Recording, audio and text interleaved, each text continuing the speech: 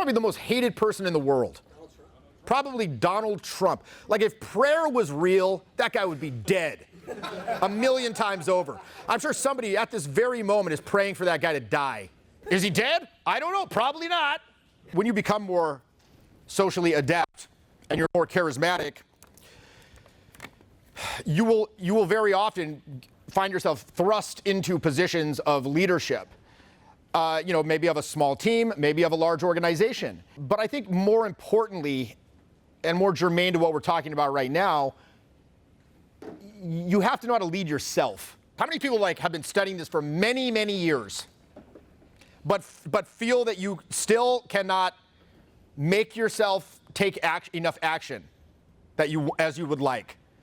Right. So you can know all this stuff intellectually, but if you cannot make yourself move towards the perceived danger, you're going to have a difficult time. Now, unfortunately, the perceived danger in social settings is somewhat arbitrarily related to reality. What is so useful about having anxiety around meeting people? Well, you're afraid you're going to be, exiled from the tribe. You're going to be cast adrift in the tundra where the saber-toothed tiger is going to eat you. This could be an instinctual fear. It could also be a learned fear from childhood, social conditioning. It's probably a combination, a little column A, a little column B. But ultimately, it's really not that beneficial for you to be afraid of this. Let's say that there is, to a certain extent, a touch of danger of receiving censure or being, perceived a certain way or taking a reputational hit, whatever. I would say that you would be far better to err on the side of going too far and dialing it back than trying to tippy-toe your way up to the edge and figure out where the edge is. I have experienced way more fucked up blowback from going out and introducing myself to people than anyone in this room probably ever will.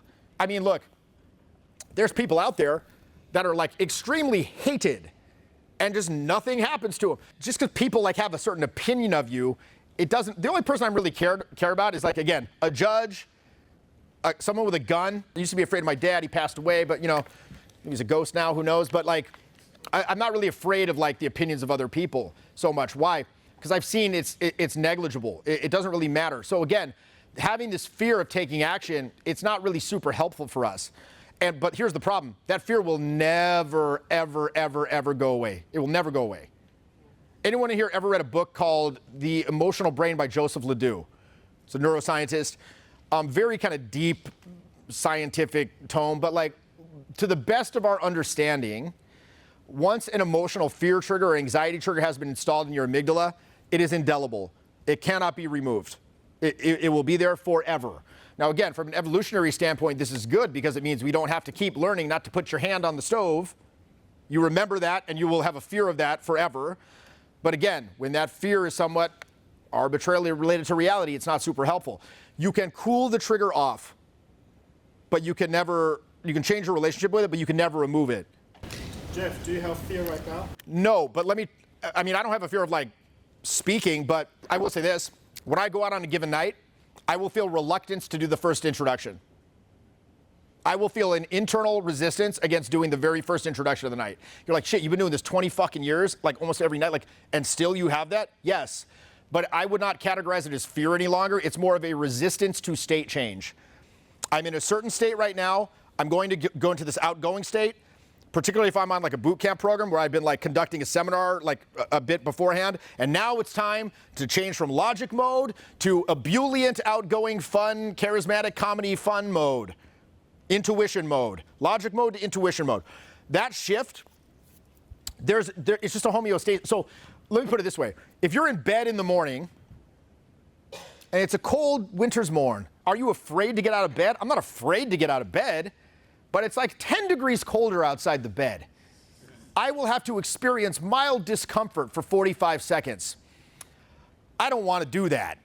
So what's the choices? Choice A, I sit in bed and I roll over and pick the phone up and doom scroll TikTok for 2 hours and ruin my fucking serotonin or dopamine for the day.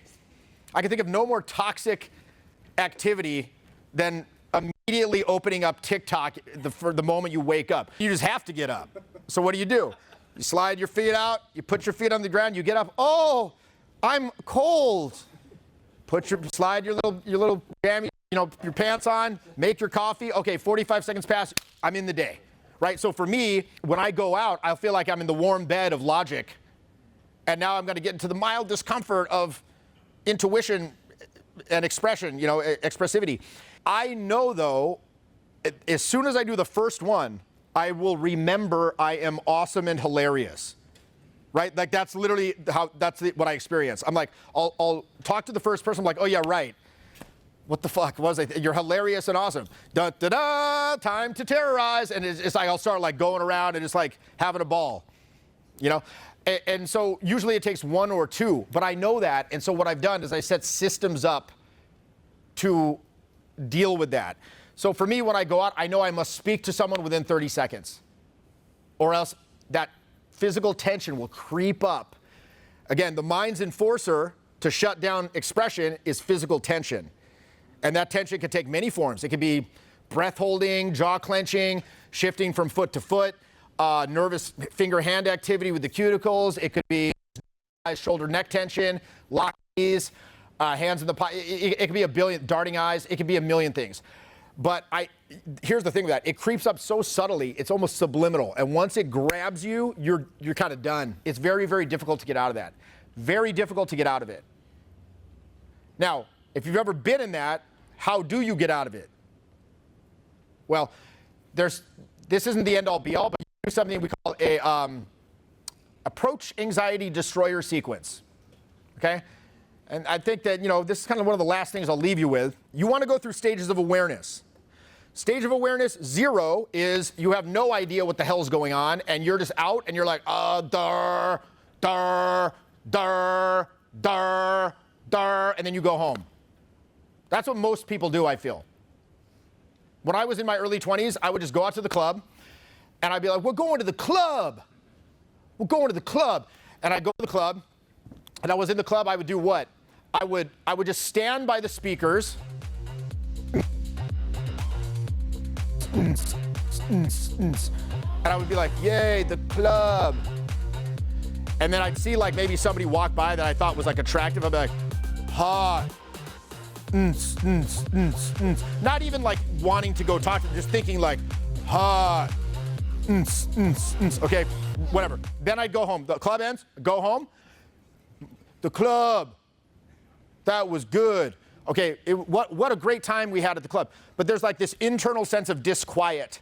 Like something was wrong. Like I don't know what it is. I can't articulate it, but it was wrong. Okay, then I started like actively trying to learn how to socialize. So now I go to the club and now I know I want to talk to people. It's verbalized in my head now. And I'm like, because previously, the controlling chain of events, it's not verbalized in your head. Like, I'm about to go talk to somebody. There could be a change in the emotional energy being expressed through my face, voice, and body. That could cause vulnerability. Let's shut that down with physical tension. It's not verbalized like that. It's this right brain, culturally conditioned error that you don't even know is happening. That's 0. Stage of awareness 0. Stage of awareness 1, I'm out. I want to talk to somebody. I can't. I'm in it. I'm aware that I'm in it. I know that I'm locked in it. Many of you here will probably have that now. You go out, you know you want to do it, but you're like, I can't. I logically know that it's not going to be a problem. I just can't do it.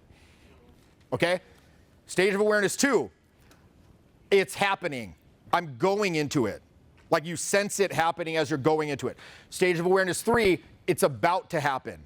You're like, the stimuli are present here where if I do not do something, I'm going to go into it. Now at that point, now you can take some action. You can either install an incompatible behavior that will prevent that from grabbing hold. In my case, that means what? I must, as soon as I enter the venue, you've got 30 seconds to speak to some random person for like 10 seconds. Doesn't even matter who. Could be a homeless person. It could be like just some random worker. It could be some fucking like old dude with like a weird shirt. It could anyone. Doesn't matter. I'm going to talk to somebody have a 30-second, no stakes conversation where I do not care anything about the outcome, and that is going to give my brain the proof that it needs that it's going to be okay. Because again, as Owen always says, your brain wants proof, not promises. You can tell your brain, the promise, it'll be fine, it'll be fine. Your brain's like, shut the fuck up. I don't want your little florid language. It's not impressing me. Like, I want the proof. What's the proof that it's going to be okay? What's the proof? You do a couple little nonsense 30-second interactions. I'm here, I'm not vaporized, I'm still corporeal. Okay, there's the proof, and now you can go. The course has been life-changing. Life-changing is the word. I feel like communicating is the key to life, right? With this kind of stuff, you can become a master. You can become a top echelon speaker, communicator. One of the awesomest experiences of my life. And I've been rebuilding this awesome, cool new relationship with my family. And I am very thankful for this program.